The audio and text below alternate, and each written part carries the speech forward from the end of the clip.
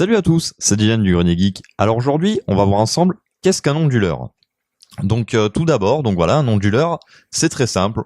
Pour vous décrire ça très brièvement dès le départ, on pourrait comparer ça à une batterie, un petit groupe électrogène sans essence bien sûr, qui prendrait le relais en cas de coupure de courant. Donc tout d'abord, je vais vous présenter un onduleur, voilà, tout ce qu'il y a de plus logique. Donc voilà. Donc il s'agit d'un un petit onduleur basique, voilà, de type offline, celui-là. Donc comment ça fonctionne? Donc c'est très simple. Donc tout d'abord, je vais vous montrer de quoi c'est composé. Alors pas à l'intérieur parce que celui-là est encore sous garantie, donc je peux pas vous l'ouvrir, mais je vais vous décrire de quoi c'est composé. Donc tout d'abord, ces onduleurs, voilà, sont souvent en forme de petites boîtes comme ça, de gros blocs prises. Et ça, c'est lourd, parce que dedans, effectivement, il y a une batterie. Donc, batterie qui est généralement en 12 volts, voilà, comme les batteries de scooter, de moto ou des trucs comme ça. Et vous avez toute une partie électronique, voilà, qui transforme ce 12 volts en 230.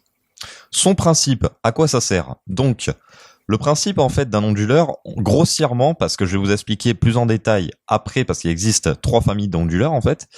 Donc, grossièrement, ça sert à quand il y a interruption du courant secteur, c'est-à-dire que EDF ne vous envoie plus de courant ou alors vous coupez l'installation électrique via votre compteur comme il y a derrière. Voilà, que vous coupez l'installation électrique donc qui sort le courant qui sort des prises. Ce petit boîtier prend le relais. Alors ça prend pas le relais infiniment. Celui-là exemple a une capacité très petite. Voilà, ça a une capacité à pleine charge, c'est-à-dire environ 300 watts, parce qu'on mesure la puissance d'un onduleur en volt-ampère, donc en VA, mais on peut le convertir à peu près. Donc celui-là fait 300 watts, hein, et donc celui-là peut délivrer 300 watts pendant uniquement 11 minutes. Voilà. Bon, maintenant un peu moins, c'est parce que la batterie commence, à mon avis, à s'user un peu. Mais voilà, ça nous laisse le temps, en fait, d'éteindre proprement notre ordinateur, de sauvegarder le travail qu'on était en train de faire, etc. Donc voilà, donc ce type d'onduleur peut aussi démarrer également à froid. Donc bon, comme vous voyez, donc bon, normalement, je vais vous faire la démo plus concrète après, mais là, pour vous montrer, voilà, que c'est vraiment pas un fake, voilà, comme il existe, je sais pas combien de conneries sur YouTube. Là, voilà, vous voyez bien que c'est le cordon, voilà, de l'onduleur. Ouais, vous voyez que c'est pas branché nulle part ni rien, il n'y a que la batterie dedans en 12 volts qui est chargée dedans. Et pourtant, je vais pouvoir l'allumer. Donc, désolé, ça va faire un bruit très aigu.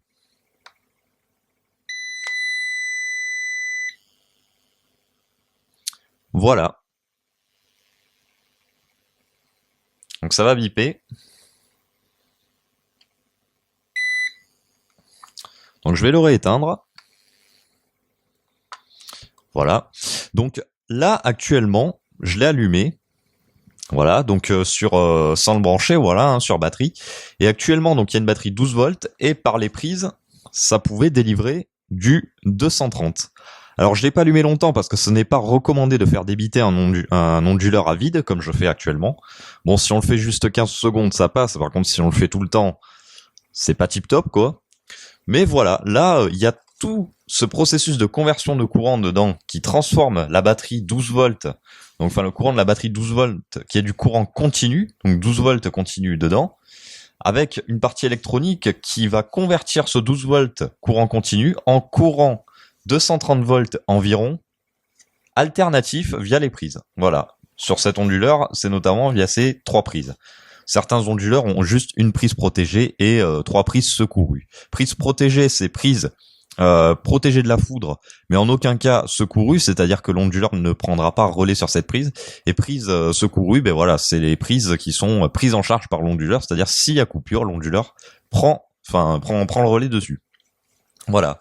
Donc pour vous faire la démo, voilà, donc là, cette fois-ci, je vais brancher donc cette prise sur une prise de courant, voilà, que j'ai derrière moi. Donc désolé si ça va faire un peu de bruit parce que c'est juste un bloc prise que j'ai. Hop, donc voilà, je branche cette prise au bloc.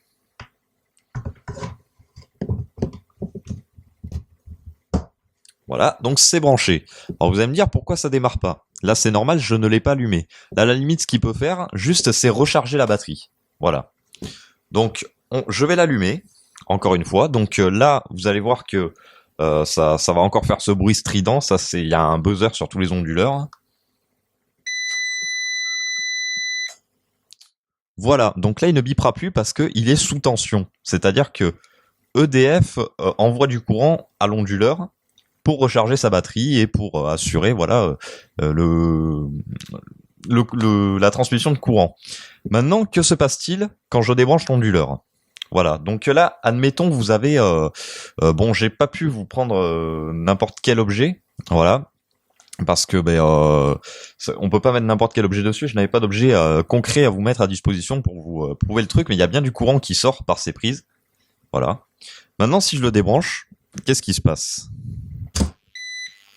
Voilà, là, je viens de le débrancher et il a bipé. Il va rebiper.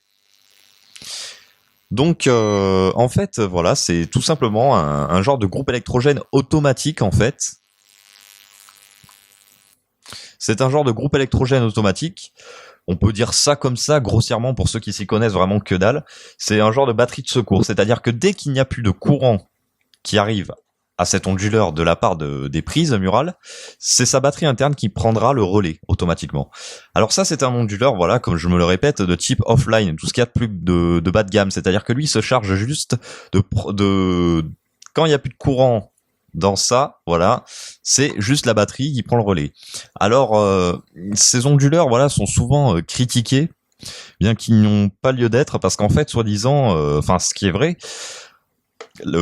quand ça bascule en fait du secteur à la batterie, ce n'est pas instantané. Il y a un tout petit vide de courant. Voilà. Donc, la plupart des constructeurs mettent cette barre environ à 6 millisecondes, donc 6 millièmes de seconde. Alors, souvent, on vous dit, oui, ça fait des petites coupures et des trucs comme ça. Sur un PC fixe ou portable, enfin portable, on s'en fout, il y a la batterie, mais sur un PC fixe ou des trucs comme ça, c'est faux. Parce que dans vos alimentations de PC fixe, vous avez 2 gros condensateurs dedans. Et ces 2 gros condensateurs stockent du courant justement pour, si jamais il y a une interruption de quelques millisecondes, voilà, donc millièmes de seconde, c'est les condensateurs qui vont compenser en fait ce creux en fait de tension. Donc dans ces cas-là, ça ne fera strictement rien. Votre ordinateur ne risquera strictement rien. Bien sûr, encore une fois, je parle de bonne alimentation. C'est-à-dire, je parle d'alimentation de marques, par exemple Antec, Cooler Master, Be Quiet ou des trucs comme ça. Je parle pas d'alimentation pourrie comme des Advance, des Eden ou des alimentations à pas cher qui valent rien, parce que là les condensateurs sont souvent complètement pourris, c'est du premier prix, c'est les valeurs sont complètement faussées. Donc voilà, moi je vous parle de vraie alimentation. Si vous prenez ça pour une alimentation Advance ou Eden, ne prenez pas ce conseil là. De toute façon, ça sert à rien d'acheter un onduleur pour ça, parce que de toute façon, l'alimentation cramera votre config tôt ou tard. Voilà. Avec des voltages pourris qu'elle sort, elle n'a pas besoin de coupure pour cramer votre config. Mais bon, bref, passons. Donc ces onduleurs suffisent largement pour un particulier. Pour les PC fixes en fait, parce que voilà, les 2 condensateurs à l'entrée de la lime suffiront largement à pallier à ce manque de courant pendant en moyenne 6 millisecondes. Ensuite, il existe, donc ça c'est l'onduleur de type offline, celui que je vous dis qui fait des coupures de 6 millisecondes, voilà, le temps qui bascule du secteur à la batterie. Ensuite, il existe des onduleurs de type line interactive. Je me suis fait quelques petites notes parce que tout retenir, c'est un peu dur. Donc un onduleur line interactive, j'en ai un, donc je pourrais pas vous montrer parce qu'il a été bidouillé. En fait, j'ai collé une batterie de bagnole dessus, sur l'onduleur, comme ça l'autonomie est plus grande et voilà. Enfin moi je sais pas combien d'onduleurs et je les recycle en fait comme ça. Donc il est juste là en revanche, c'est celui qui alimente mes NAS en fait, enfin qui fait une sauvegarde de mes 5 NAS continuellement. C'est-à-dire que, enfin, sauvegarde de courant, quoi. C'est-à-dire s'il y a plus de courant, paf, c'est lui qui l'envoie. Et en plus de ça, donc, pourquoi j'ai choisi celui-là? Donc, parce que il est un peu plus carré, en fait. Celui-là, dedans, il y a un petit processeur, voilà, donc un petit microprocesseur, qui examine en permanence le courant, voilà. Donc, l'état du réseau, on va dire. Et il n'utilise pas pas tout le temps la batterie. C'est-à-dire que c'est juste effectivement comme là une micro coupure. En fait, il va y avoir un petit booster dedans c'est-à-dire un petit compensateur de courant, si on peut dire comme ça, qui va éviter de solliciter la batterie et qui va compenser ce creux de courant qu'il y a dedans. Voilà. Donc bon, c'est des onduleurs un peu plus perfectionnés, on va dire. Et bien sûr, le temps de commutation de batterie est un peu, est inférieur, quoi. Je crois que il est de l'ordre de 4 millisecondes, voilà, en moyenne, sur des onduleurs Line Interactive. Donc ça, c'était le deuxième type d'onduleur, et bien entendu, le Line Interactive est un peu plus cher. Après, il existe des onduleurs inline, ce qu'on appelle, ou online, voilà. Donc, ce type d'onduleur est bien particulier et plutôt réservé pour les entreprises. Parce que dans ce type d'onduleur inline ou online, le courant traverse en permanence les batteries. C'est-à-dire que vous avez donc le courant qui arrive sur, alors 2 secondes, sur le cordon comme ça, et arrivé dans l'onduleur, au lieu de passer directement, on va dire, par les prises directement, et quand il n'y a plus de courant, c'est la batterie qui prend le relais, non, ça passe directement dans la batterie qui alimente les prises. Bon, pas directement comme ça, il y a plein de, comme je vous dis, de processus de régulation de tension, de filtrage, etc. Mais c'est tout le temps le courant passe tout le temps par les batteries. Alors, pourquoi les grandes entreprises utilisent ce type d'onduleur? Parce que le courant qui sort de ces onduleurs online est parfait. Il est régulé à 230 volts pile poil. Voilà, en général. Et en plus, aucun parasite, ça sort du courant vraiment très lisse, très propre. Bon, ici, là où j'habite, EDF dans le passé a largement surestimé les transformateurs, les transformateurs pour là où j'habite. C'est-à-dire qu'on a un transformateur énorme pour 20 baraques, quoi, en fait. C'est pas les transfos qu'on a au pylône, non, c'est des trucs vraiment de. Je crois que, alors vu que je me suis renseigné et que il y a un mec d'EDF qui était passé chez moi pour changer le disjoncteur d'abonnés, quoi, hein, donc le petit truc là-bas que vous savez quand ça saute vous enclenchez le général. Je lui avais demandé, il m'avait fait visiter à distance en fait, il était rentré dedans et moi comme j'ai pas les habilitations, j'étais resté dehors du transfo et il m'avait fait voir le transfo en fait qui a 200 mètres de chez moi et on avait vu que c'était un 200 kVA, un truc comme ça. Donc un truc vraiment immense pour 20 baraques, quoi. Donc voilà, c'est la propreté du courant électrique, enfin là où j'habite, est assez correcte. Franchement, il n'y a pas de parasites ni rien. Le courant est vraiment pas dégueu. Bon, on a vraiment que des micro coupures parce que bon, on est dans le Médoc, il y a plein d'arbres et les lignes sont pas encore toutes enterrées et souvent un coup de vent, de la flotte un peu trop bref, de l'orage, on est quasiment sûr tout le temps d'avoir des coupures. Donc c'est surtout pour ça que j'ai mes onduleurs. Et donc donc pour revenir au truc, l'onduleur online, voilà, passe tout le temps par les batteries. C'est-à-dire que vous ayez un courant complètement dégueulasse là où vous habitez, avec un onduleur online, et bien tout simplement le courant qui sortira de cet onduleur sera parfait, avec pas le moindre écrétage ni rien. Enfin, ça sera hyper correct. Voilà.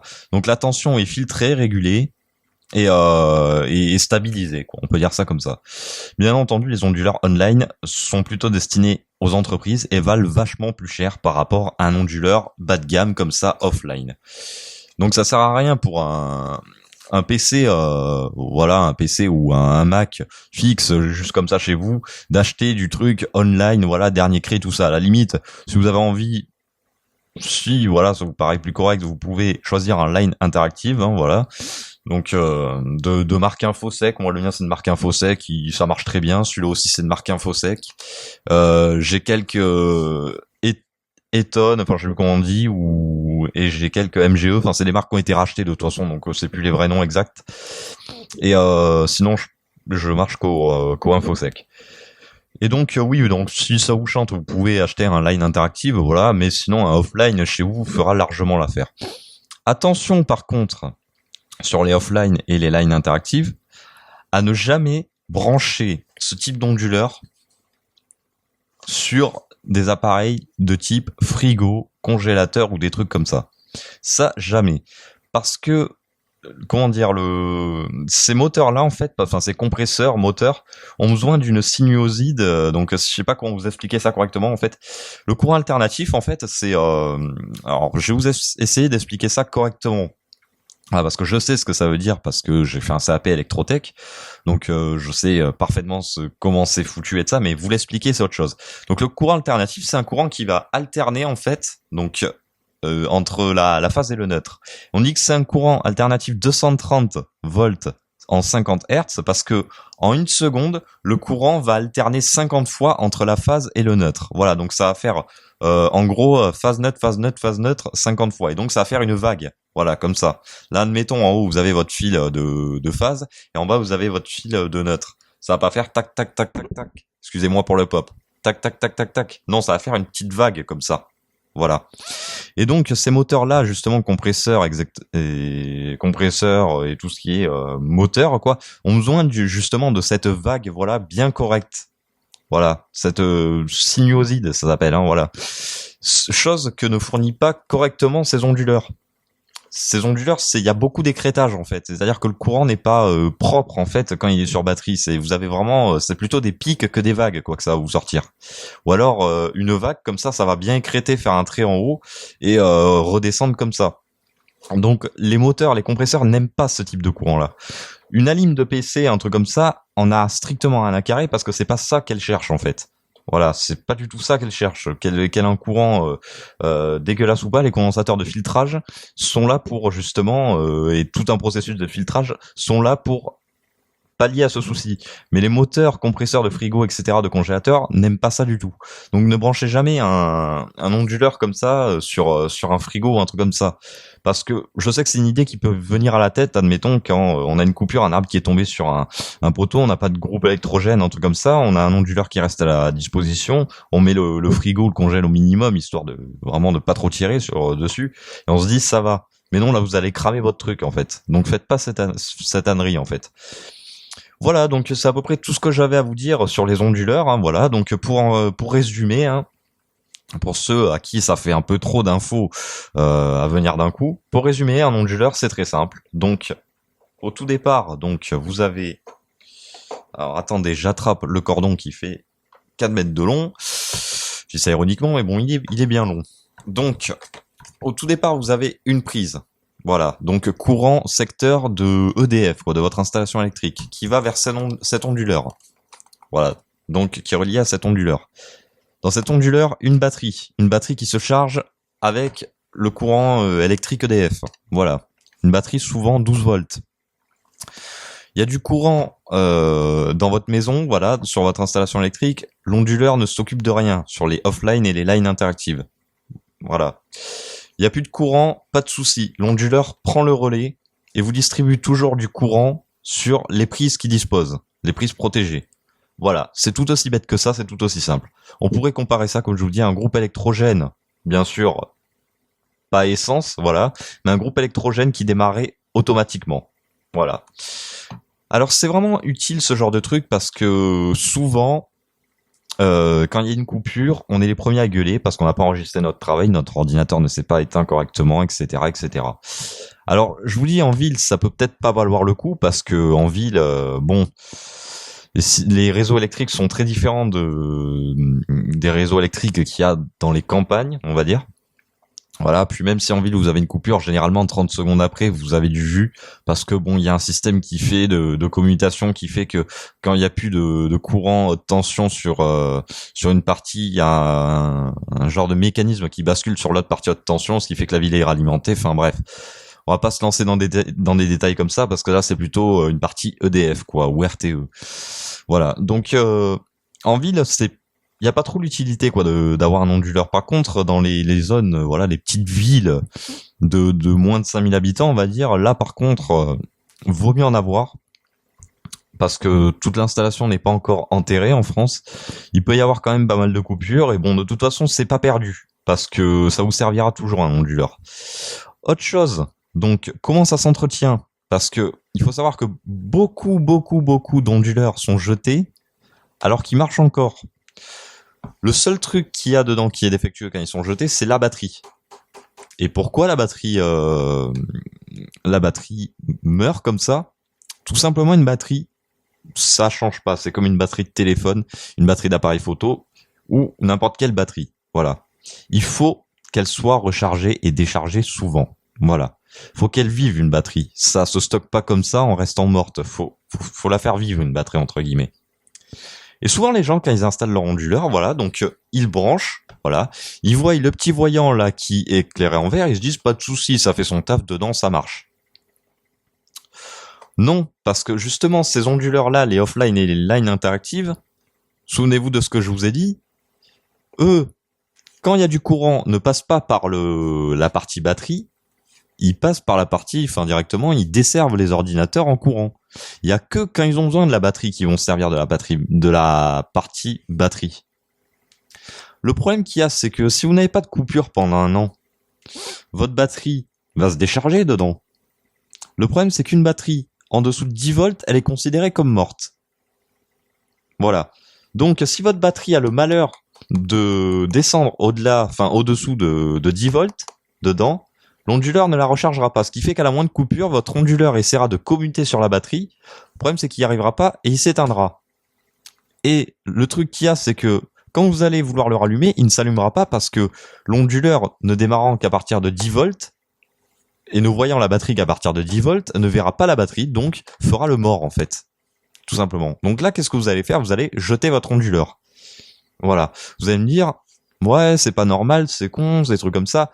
Comment y remédier? C'est très simple. Tous les mois, c'est simple, vous débranchez votre onduleur simplement, voilà, du secteur. Tout simplement, vous le débranchez. Alors ça va biper un peu, donc vous le laissez travailler pendant environ, on va dire, 10 minutes, voilà, et vous le rebranchez, et c'est tout. Ça fera, voilà, ça, c'est-à-dire que la batterie, si admettons, elle était passée, donc au lieu de 12 volts, elle était passée à 10 volts 70, ben vous allez la décharger, mais ensuite, vous allez la recharger. Ce qui fait qu'elle va repasser à 12 volts.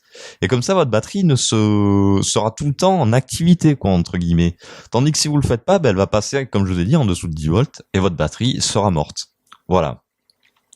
Alors, comme je vous le dis, bon, ça, je vous le montrerai plus tard peut-être. On peut recycler des onduleurs morts, voilà, c'est parce que la batterie, le problème de ces onduleurs, c'est qu'elle vaut le prix de l'onduleur, souvent. Donc, on peut recycler des onduleurs avec des batteries de voitures, voilà, considérées pour les voitures mortes, mais qui pour un onduleur sera bonne. Alors à la limite, bon, si vous voulez une vidéo, dites-le moi en commentaire pour si vous voulez voir mes onduleurs justement fabriqués avec des batteries de bagnole. Sinon, vous pouvez voir, vous tapez onduleur PC batterie de voiture sur Google, vous allez trouver comment faire. Voilà, c'est très simple. Voilà, il suffit juste de récupérer une batterie de bagnole, rallonger un peu les fils au cul de l'onduleur, puis adapter la section. Vous rechargez et voilà, ça vous fait un onduleur avec une autonomie 4 fois, voire 5 fois, voire 10 fois plus grande en fait. Et en plus de ça, ben voilà, ça vous fait un onduleur pour pas cher. Parce que moi, exemple, un Fosec Line Interactif, je l'ai récupéré pour 0.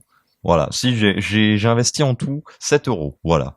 Donc l'onduleur, j'ai récupéré gratuitement. La batterie de bagnole aussi, c'est un garage qui me l'a donné, ça l'a rangé. Voilà. Donc elle était morte pour une bagnole, mais elle était encore à 12 volts, donc elle était enfin pas tout à fait, elle était à 11 volts et des brouettes, mais elle fonctionne toujours, voilà, elle a une petite autonomie de 4 heures avec l'onduleur, donc ça suffit largement. Ce que j'ai acheté, juste, des cosses, enfin des robinets, ce qu'on appelle pour visser sur les bornes de la batterie, voilà, et 1 mètre de 6 carrés, voilà, en multibrin. C'est tout ce que ça m'a coûté, ça me fait un super onduleur. Donc voilà, donc c'était à peu près tout pour les onduleurs, ce que je pouvais vous dire. Il y a rien de spécial d'autre à dire, je crois que je vous ai bien tout détaillé. Bien sûr, ça fait beaucoup d'infos. Alors, j'essaie de faire des vidéos assez courtes, voilà, mais en partie, en contrepartie, si je les fais assez courtes, il faut que je débite pas mal d'explications à la fois. Donc, s'il y a un truc que vous n'avez pas compris ou un truc comme ça, surtout n'hésitez pas dans les commentaires à me le dire. Je vous expliquerai vraiment tout en détail. Et à la limite, si vraiment il y a un point là où vous butez, je suis même prêt à vous faire une vidéo plus explicative sur le truc là où vous butez. Voilà. Donc, ben moi, je vous dis salut à tous, à la prochaine.